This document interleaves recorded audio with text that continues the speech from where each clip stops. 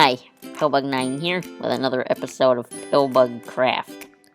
So, I guess if you remember last episode, we went on a bit of a caving adventure and got that Spore Blossom, and along with a few other Spore Blossoms and some other lush cave materials and some other valuable things as well. But, anyway, I guess that was kind of getting into some of the new stuff from newest update and all of that. But anyway, my plan for today is a fair bit different from that, actually. What we're going to do is actually start focusing on finishing up some of the projects that we have started. Like, there's so many of them and stuff, we need to start finishing them, or we're not going to finish them. So, yes. So I've got two things I really wanted to do today. The first one, and the reason why we're down here at the potion lab, is I don't quite have a design for the potion machines that we're going to put in the walls in here quite yet. Or any kind of design for the walls or the ceiling itself. But what I do have is a door design for this room. So it was I guess I want to say I expected it to be more tricky to design than it actually was because of the space we have here. This is the wall here, so we can't modify that. This will be the wall for the inside of the potion lab, so we really won't be able to modify this with redstone at all. So that led to an interesting kind of thing. I needed to make a flat piston door to fit in this space, which is exactly what I've designed over in creative mode, so I'll probably pop there in a second while I build this on the server here as well. But, yeah. So, I guess I'll give you a brief rundown and stuff of how the door works in creative mode, presumably while I'm building it over here in the actual world. Okay, so this is that special door design that I was talking about in the previous clip. First thing you should notice is, yep, it does fit in the one block gap that's in between our walls and our base. That is provided there, and I made use of a bunch of observers in order to pull that off. But I guess here's the opening and closing. So I opted for an etho door design, signified by the hole in the middle, because the Minecraft YouTuber Etho actually has one of these going into his potion brewing area, so kind of got the idea to do a door similarly for my potion lab. Here's kind of the redstone behind it, brief rundown. The redstone here and the redstone here, all it does is it detects takes the redstone signal from these pressure plates here. And both of those lines converge and run into this pulse shortening system here, which it's that pulses this, which activates the piston, but when it activates the piston, the pulse being extracted out of that block turns into a 1-tick pulse, which then powers this piston, causing it to, I guess when pistons receive a 1-tick pulse, it leaves behind the block. Sticky pistons, that is. When they receive a normal one, it pulls the block back down when it retracts. If it receives a 1-tick pulse, though, which is what this system causes, then the block stays put where it was, and the piston retracts without pulling it back up, which causes this redstone to pulse exactly once, or the state changes once, on or off. And that needs to happen because these observers are very sensitive. So if this one that's observing this piece of redstone detects a pulse that turns on and then off, it fires twice. Which we can't have that, because if that fires twice, it'll cause the door to open and then close extremely quickly, and that causes problems. So, yes. But, anyway, And then once it observes that, it's just an observer chain here. All these observers observe all the ones before it, which causes the pulse to go all the way up and through the system, pulsing all of these pistons, which again, that pulses them with one-tick pulses, so they all leave their blocks behind when they retract. Until another pulse goes through the system, causing them to extend and then retract the blocks. But, yeah, probably a little easier just to show. That's what this line of redstone here is for. This is going to be a way for us to stand back so that we can actually see all of that happening. See the pulse go through all of that. So if we hit this, you can see the pulse go up and around and hit all the pistons, causing them to trigger and extend, and that opens the door. So let's see that again. See the pulse go up and around in time to give us that opening sequence. Anyway, that's just a brief kind of explanation of how this thing works. Now let's go back onto the server where this thing will have been built. I've got the door built now. It works just as it's meant to. So, yep. I guess that's this project done for now. And I've locked myself up. And let's open that back up because we've got other stuff to do. I guess a feature of this door that I didn't mention is, because of the way the redstone's rigged, this door will actually stay open as long as you need it until it receives another redstone pulse, either from that pressure plate or this pressure plate. And also, you can kind of run through this door and stuff without breaking it, because the pulse signal will be kept separate. So, if I just go through this really quickly, like that, you can see that the door doesn't break.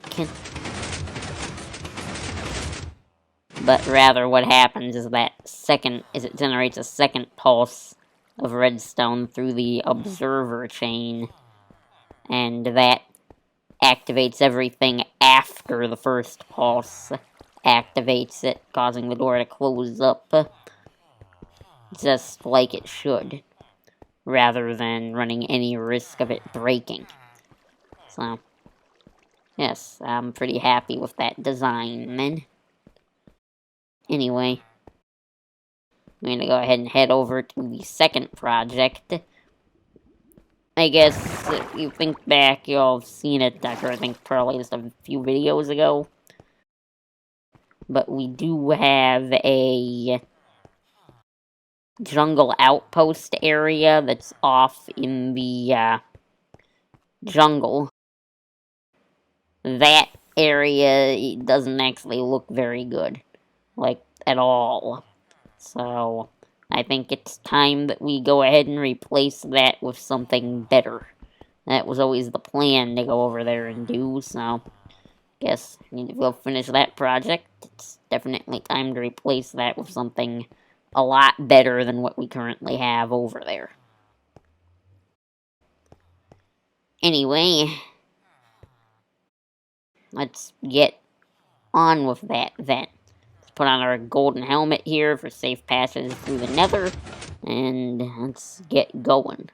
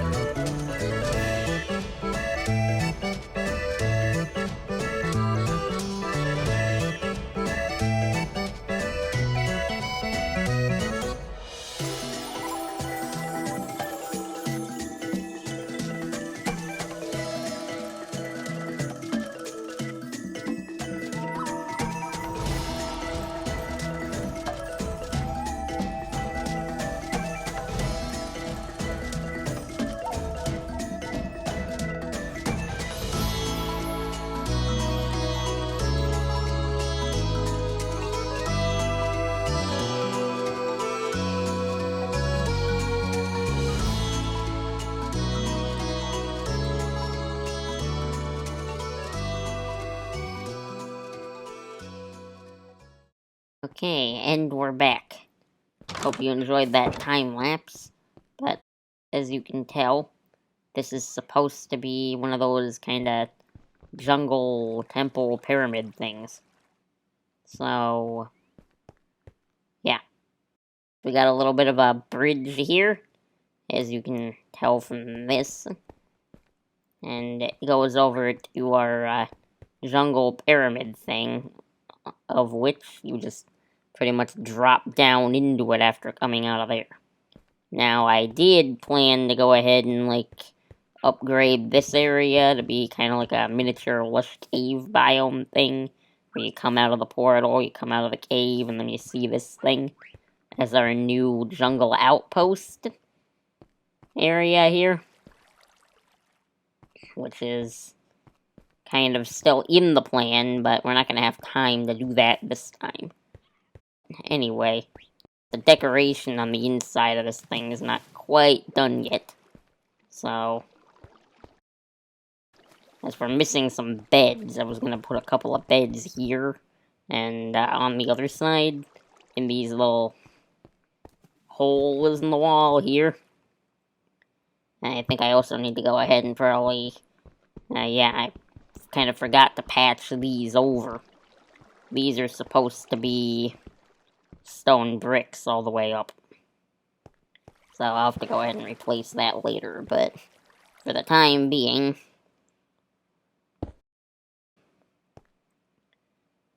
a furnace there, crafting table there, and then I wanted some barrels over here, I guess. So, yes, we'll just put you're never gonna see behind these barrels, so there, there, and there. Okay, perfect. There's a stack of barrels here for a bit of storage. Something we're also gonna do, actually, is come down here and fill one of these full of ender pearls. Because, everything I tried when I was designing this in creative mode just made the temple look kind of ugly for ways out of it. So,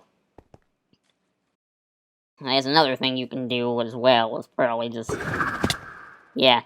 Riptide enchantment on a trident also works to get out of there. There's just enough water in the base of the temple for that to work. But, yes. Anyway, we're nearly out of time for today, but there's one thing I wanted to do with this bridge. I thought it would be cool to have this bridge only extend up when it's daytime, and at night it retracts, covering itself over with water. There's some more decoration as well I want to do with this pond to make it a little bit more lived in, but I'm not sure how much of that we're going to really be able to get to today, if any of it.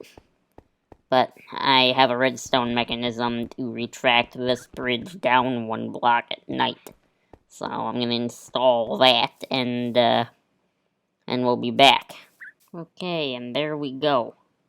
With any luck, we might get to see this thing actually fire in a moment. And oh, there it goes. One feature didn't quite work the way that I wanted it to, but there we go. There you go.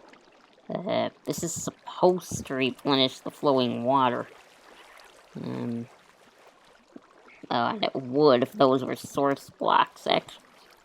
Let's fix that problem real quickly here. There, now it works. So that would be the retraction. Oops. Whoops. Had a bit of a cave in there, it looks like. I gotta repair that now. It's the problem with the shovel, it dug a little bit too quickly. Doing it out of dirt was a very bad idea, considering I could break the ground with that shovel in one hit. Yeah, it did that to me a whole second time after I thought I had it all rewired up after our little cave-in. Oh, and a third time. And then I used cobblestone on that third time, and that couldn't insta-mine the sand underneath and cause another cave-in. As I was going to say before, we had that little mishap there with me removing a piece of scaffolding I'd forgotten about. I guess this is what it looks like with the bridge down. And that only happens at night because I have it rigged to do a daylight sensor. So if we go sleep through the day, when we wake up... Yep, hear the pistons there? Now the bridge is above the water. And we had a skeleton spawn on the temple, so I probably need to take care of that. Make this temple a bit less spawnable, like. But this extra bit of mob security should be up and running now. That retracts at night and pops up during the day.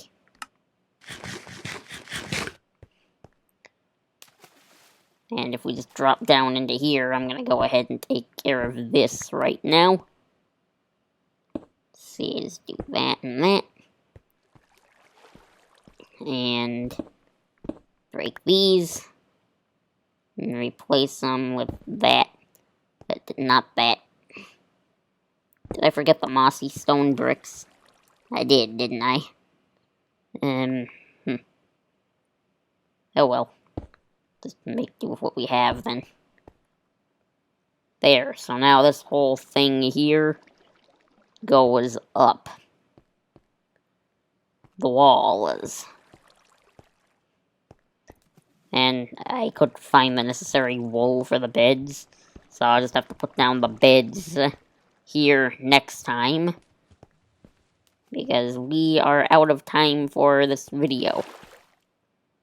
My ultimate plan as well is to have a lodestone right here, but I didn't have enough materials to craft one of those either, so hopefully I'll have a lodestone here and beds in place in these corners by next time. The last thing I wanted to do was move some ender pearls over so that people can always get out, even if they don't have a trident or an elytra with them. So, just fill that up with ender pearls. That top one.